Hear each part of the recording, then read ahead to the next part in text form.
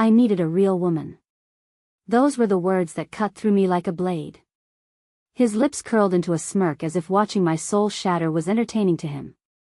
My boy, my partner, the man I had trusted with my body, my secrets, my heart, looked me dead in the eye and told me that my love was not enough.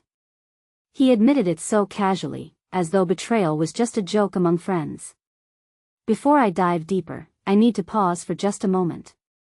To all of you watching and listening, thank you for being here. Your support means everything to me.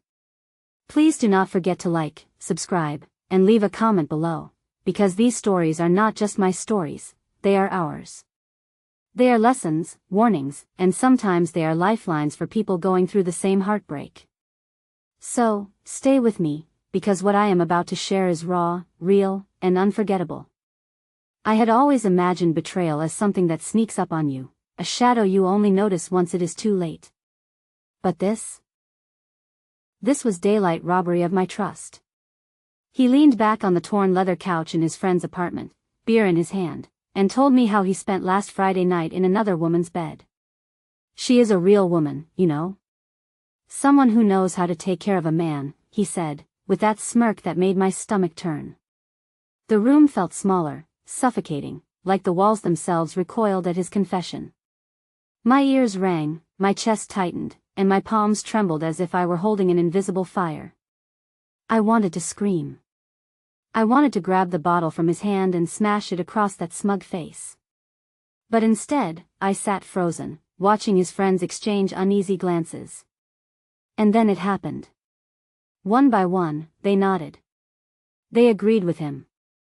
She does spoil him, man, one of them muttered, shrugging like this betrayal was nothing more than casual gossip. You work too much, another chimed in, always worried about bills and schedules. Maybe he just needed something lighter. I could hardly believe what I was hearing. My friends, people I thought were my people, took his side. They excused him. They justified him. And in that moment, I realized I was alone. I did not cry. I did not fight. I did not scream. Instead, I smiled. A smile that came not from happiness but from a quiet, simmering rage. The kind of smile you wear when you already know what comes next.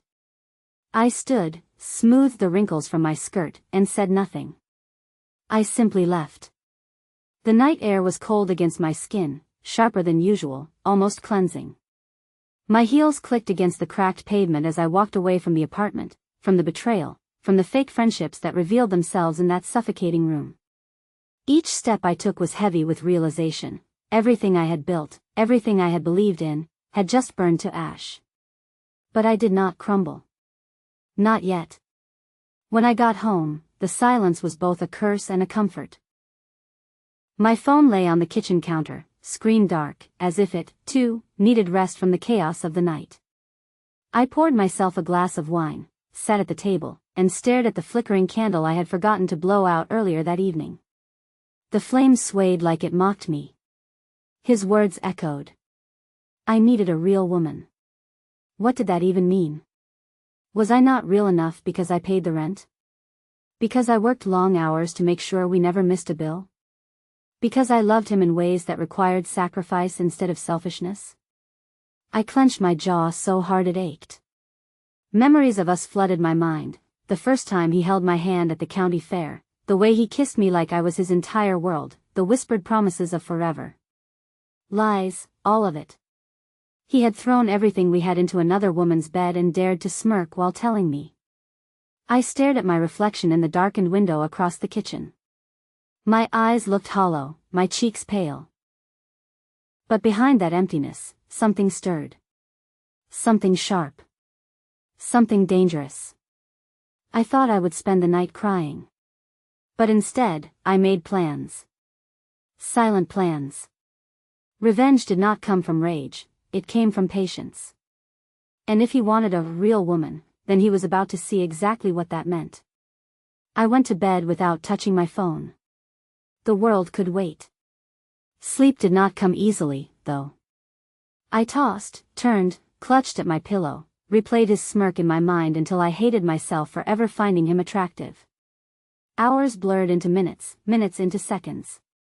The night dragged me through its bitter silence until morning finally cracked through my blinds. That is when it happened. The sharp vibration of my phone rattled against the wooden nightstand. I reached over, half asleep, only to see a screen lit up with chaos. 47 missed calls. Notifications stacked upon notifications. His name. His friends' names. Unknown numbers. My chest tightened as adrenaline surged through me. Something had happened. Something big. I sat up, phone in my hand, staring at the endless stream of missed calls like they were pieces of a puzzle I did not want to solve. And then the screen lit again. His name flashed across it. Incoming call. My finger hovered above the answer button, heart pounding so hard I could hear it echo in my ears. 1,000 thoughts raced through me. Was he drunk and desperate? Did she leave him? Did he finally realize what he had lost? Or was it something far darker than I could have ever imagined? I took a deep breath, the phone still buzzing in my hand. And just as my thumb touched the screen, the call cut off. I sat there frozen, phone in my hand, waiting for it to ring again. But it did not. The silence that followed was louder than anything I had ever heard. Something was coming. Something I was not prepared for. The silence after that last missed call felt like a storm waiting to break. I sat motionless on the edge of my bed, staring at the glowing screen that had now gone black, the weight of those 47 missed calls pressing down on me. My stomach churned, torn between dread and curiosity. For hours, he had been trying to reach me. Why? I rose slowly, padded barefoot across the room, and poured myself a glass of water. The coldness steadied my trembling hands. My reflection in the dark kitchen window caught my eye again, paler, harsher, different from the woman who had sat across from him the night before. Something had shifted inside me. The phone buzzed again. His name. This time, I let it ring until it died. And then I opened my messages. The screen lit with desperate texts. Please answer me. It is not what you think. They are lying. I need you right now. Pick up the phone, damn it. Lying? My laugh came out sharp, bitter, echoing through the quiet kitchen. He had confessed with his own lips, looked me in the eye, and still had the audacity to call me paranoid. His arrogance was unshakable, even in desperation. But it was not just him. My friends, those who had sided with him, had been calling too. Their messages filled my screen. We need to talk.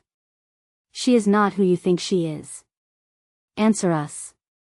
It is urgent. Urgent. That word gnawed at me. I wanted to ignore them, to block every one of them, to vanish. But part of me needed to know. Part of me needed to see what game they were playing. The knock on my door came just after dawn. 3 sharp raps, urgent, demanding. I froze, clutching my phone, heart hammering against my ribs. Open up. A familiar voice called from the other side. It was Ryan, one of his closest friends, the one who had laughed the loudest last night when my boy smirked and called me less than a real woman. I opened the door just a crack, chain still locked. What? My voice was cold, steady, though my insides twisted. His eyes darted around nervously. He looked like he had not slept, like something had clawed its way into his conscience overnight. You need to come with me, he said. It is bad. Real bad. I narrowed my eyes. If this is about him, I do not care. Ryan ran a hand through his messy hair. You should. Because she is not just some random girl. You need to see this for yourself. The chain rattled as my hand lingered over it. I wanted to slam the door in his face. But the desperation in his tone, the haunted look in his eyes, pulled at me. Against my better judgment, I unlatched the chain. The ride across town was suffocating. Ryan gripped the wheel, jaw clenched, saying little. My questions fell into silence until he finally muttered, "She is not who he thought she was." None of us saw it coming. The city blurred past, the rising sun painting the sky in streaks of orange and pink, but all I could feel was dread crawling up my spine. We pulled up outside a crumbling apartment complex. Graffiti smeared the walls, broken glass glittered on the pavement, and a thin curtain flapped from an open window above us. Ryan cut the engine and turned to me. "She is dangerous." His eyes locked on mine, hard and unflinching. "He is in over his head." "We all are." I swallowed, my throat dry. "Dangerous how?" He exhaled shakily. "You will see." The apartment door was cracked open when we climbed the narrow stairs. Inside, the air was heavy with the sour smell of alcohol and smoke. I stepped cautiously across the threshold, heart pounding. And then I saw her. She was slumped on the couch, half naked, tattoos scrawled across her arms and thighs, her eyeliner smeared like a mask of war paint. A cigarette dangled from her lips, the ash long and trembling. Her eyes flicked up when she noticed me, sharp and feral, like a predator sizing up prey. "So this is the little girlfriend," she drawled, her voice raspy, mocking. My stomach twisted. This was the woman he had chosen over me? The real woman he smirked about?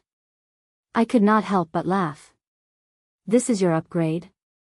Her smirk mirrored his, though darker, colder. "Upgrade? Honey, I am the whole damn game." And he knew it the second he laid eyes on me. Before I could respond, the bathroom door creaked open.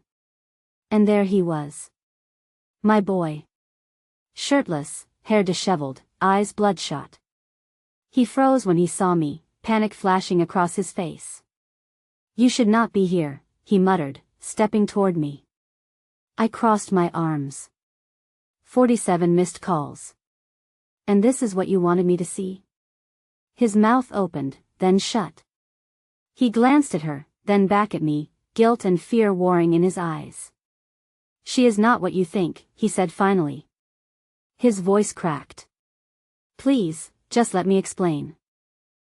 But before he could, she stood, sauntering toward me, every step deliberate. She leaned close, her perfume thick and sickly sweet. "Want to know the truth?" she whispered, her lips curling into something wicked. "He is not just mine. He is mine because I made him do something that is going to destroy both of you." My blood ran cold. "What did you do?" Her laugh was low, cruel. "Ask him. If he has the guts to tell you." I turned to him. His face was ashen, his eyes wide with terror. He looked like a man standing on the edge of a cliff, knowing the ground was crumbling beneath him. "Tell me," I demanded, my voice sharper than I had ever heard it. He opened his mouth, but no words came out. His hands trembled at his sides. And then she spoke again, louder this time, her eyes locked on mine. "He is not the only one who betrayed you. Your friends? They all knew. And if you think last night was the first time, you are even more naive than I thought." The room spun. My chest tightened. Every word was a blade, cutting deeper. I looked at him one last time. "Tell me it is not true." But he just dropped his gaze, silent. That silence told me everything. Silence. Heavy, suffocating silence. His eyes would not meet mine, and that silence screamed louder than any confession ever could. The woman's laughter filled the room, a low, venomous sound that made my skin crawl. "I told you," she sneered, stepping closer, "he is mine because I gave him something you never could." A thrill. A rush. A taste of danger. I clenched my fists. "You drugged him. You manipulated him." She tilted her head, feigning innocence. "Did I? Or did he just want it more than he ever wanted you?" He flinched at her words, but still, he said nothing. His silence was the final betrayal. He was not my boy anymore. He was hers, twisted around her finger, drowning in whatever poison she had fed him, whether it was lust, lies, or something darker. I turned to leave, but she blocked the doorway, her eyes glinting with malice. Oh no, sweetheart. You do not walk out of here without hearing it all. She leaned in close, her breath hot against my ear. That night you thought he was working late? He was with me. That weekend you said you were sick and needed him? He was with me. And the worst part? She paused, savoring the moment. Your friends covered for him every single time. They chose him. Not you. The world tilted. My knees buckled, but rage held me upright. Images flashed in my mind, girls' nights that were mysteriously cancelled, sudden excuses from people I trusted, moments when I had doubted myself instead of him. They had all been in on it. Every single one. I finally snapped. My voice tore through the apartment. Enough. He winced like my fury was too much to bear. But it was not for him anymore, it was for me. For the woman I had lost in the shadow of his betrayal. I pushed past her and walked out. My heels clicked hard against the stairs, each step like a declaration, I was done. But it was not over. By the time I returned home, my phone lit up again, this time with new messages that sent chills down my spine. Screenshots. Photos. Videos. All from unknown numbers. The first was a picture of him, my boy, in her bed, passed out, with white powder scattered across the nightstand. The next, a video of him and her together, wild, reckless, not caring who saw. And then the final blow, a group photo. My friends. Him. Her. All of them together, smiling like it was some cruel inside joke. My hands shook so badly I almost dropped the phone. Betrayal was one thing. But conspiracy? That was something else entirely. They had not just betrayed me, they had mocked me. I could not cry anymore. I had no tears left. Instead, a calm settled over me. The kind of calm that only comes when pain transforms into resolve. The following week, I disappeared. No calls. No texts. I ignored every desperate attempt to reach me. I let them stew in the silence, the same silence that had once broken me. I built myself back, piece by piece, in that silence. And when I returned, I did not come back as the same woman who smiled and walked away that night. I came back stronger, colder, sharper. I sent every screenshot, every photo, every video to the one place I knew it would destroy them all, his family. His mother. His sisters. His cousins. The people who had once adored me, who thought I was the best thing that had ever happened to him. I made sure they saw every lie, every betrayal, every moment of his downfall. The fallout was swift. His mother disowned him. His friends scattered, suddenly too ashamed to defend him. And the woman? She vanished. Like smoke after a fire. And him? He showed up at my door, hollow-eyed, desperate, begging. Please, he said, voice cracking. You do not understand. I need you. You are the only one who ever loved me. I looked at him, really looked at him, and felt nothing but pity. You wanted a real woman, I said, my voice steady. Well, here I am. And a real woman knows when to walk away. I closed the door. This time, for good. Weeks passed, and the phone calls finally stopped. The chaos faded. And I rebuilt myself from the ashes of what they tried to burn. I found peace, not in revenge, but in my strength. Because betrayal had not destroyed me, it had revealed me. And when I look back now, I no longer see the girl who smiled and walked away. I see the woman who rose, who faced the fire, and who refused to let betrayal define her. If this story gripped you, do not forget to like, share, and subscribe. And tell me in the comments, what would you have done if you were in my place? Would you have stayed silent, or would you have exposed them all?